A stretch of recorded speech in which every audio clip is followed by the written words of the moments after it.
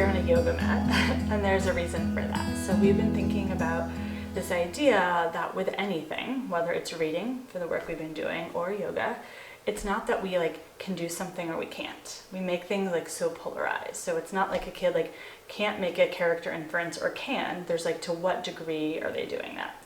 And we were thinking about, I was a yoga teacher and you practiced yoga. So this idea of how we could illustrate that with a yoga experience. And so what I thought we would try out is this idea of a pose that's quite challenging. In fact, we were just talking to our friend Jan Birkins about this pose, which is crow pose. So first in my head as a yoga teacher, I have some clear criteria in my mind of what makes the ultimate crow pose. Not that that's where you are yet, but what that is. So a couple of those are that you can get your butt above your hips. So your bottom goes above your hips. The fact that you can bear weight on both arms, and the fact that you could have length in your abdomen. So if we just say right now, a successful crow is going to be your butt goes above your hips, you can bear weight equally in both arms, and you can have strength and stability in your core, okay? So now that I'm really clear on that, I'm gonna be able to watch you, right? And based on what you're doing, be responsive to think about how I can help you get closer to that. But it's not right now you can't do a crow, and it's not you've mastered a crow. It's sort of where are you in your experience of the practice of crow. So let's try it out. All right, here we go.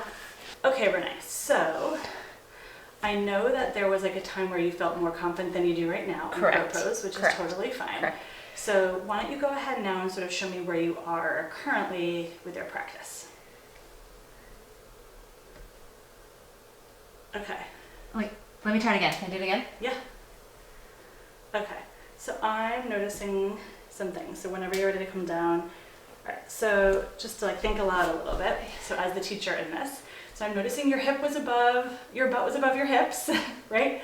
And I was noticing that there was maybe you were unsure about how forward you should be. So it's not just weight bearing, but it's also weight bearing with your weight forward. So your center of gravity shifts, right? So I think that is a piece we could work on, and then I think you forgot you had a core. I did forget I had a core. Right, so we're not going to work on all of that at once. Okay. Right? So you're still going to keep that momentum of your butt going over your hips, and this time I'm going to sort of walk you through and coach you through a little bit, how to have equal distribution of weight and center of gravity in your arms. Okay, so go ahead and just do the first part where you align your arms. Right. Okay, great. And before you put your knees in, can you actually stick your bottom up in the air as much as you can comfortably. Keeping your legs bent is fine. Oh. Okay, keeping your legs bent but your arms straight. Okay. Now walk your feet in closer to your hands. So the idea that you're aiming for, even though you're not there yet, which is fine, is to get your knees as close to your armpits as possible without bending your arms. But if you need to bend your arms, you're just bending them a little bit. All right, so just even pause there, okay? This is already another step in your progression where you're growth in your crow pose. So I want you to notice how that feels. And when you're ready, you can come down. Okay, so this time you can see such a different strength. So I'm gonna now, we're gonna try it once more. And this time I'm gonna offer a support for you. So this support is gonna be a block. So I don't think you're necessarily feeling confident to lift both legs up yet, but what if we started to lift just one leg?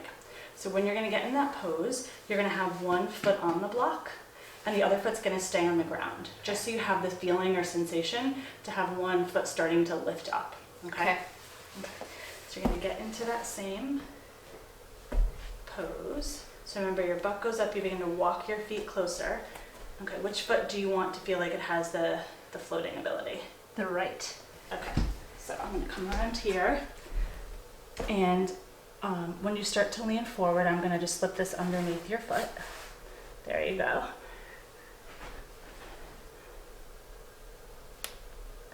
Okay, and I think you've got that to the point. If you want, what would happen if you actually lifted your left foot?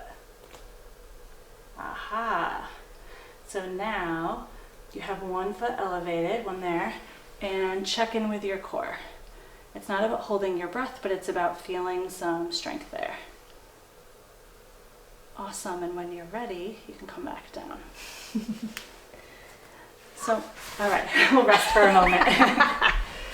So I'm curious, Renee. So just thinking about that idea of, in the beginning you said to me before we were on camera, like, I don't know how to do crow anymore, right? And that's like one absolute. And it's also the other extreme is like you have to be perfect at it, right? So like, what did it feel like to sort of go through a few of these different ways of getting into crow? Well, the interesting thing is that, well, there is like memory, right? There's a little bit of like, sometimes you just have to be reminded of like, oh, there is, like there's like this innate sense. So like your body remembers and your body like can do things if you just like trigger the memory. Yeah. So having you like verbally like trigger that memory was helpful. And also having you name what was happening. Like you said the success criteria right away. There's just 3 things. So 3 was helpful. I was like, sweet, 3, I can handle 3. And after the first one, I was like, oh, I had 1. And then you gave me some tips each time I tried it and some tools. Yeah. Right. That was like manageable. It was Yeah. really manageable. Yeah. And there's like this whole space in between of what crow could be. Right. So not like you can't or you can. Right. But like, what does it look like today, right now? And that each thing, each expression or experience was fine. Yeah. Right? Like what I tried the first time and like just being there was fine. And then the second time, Yeah. right? And I imagine having some more experience builds confidence and your muscles remember, right? Probably a lot like reading, right?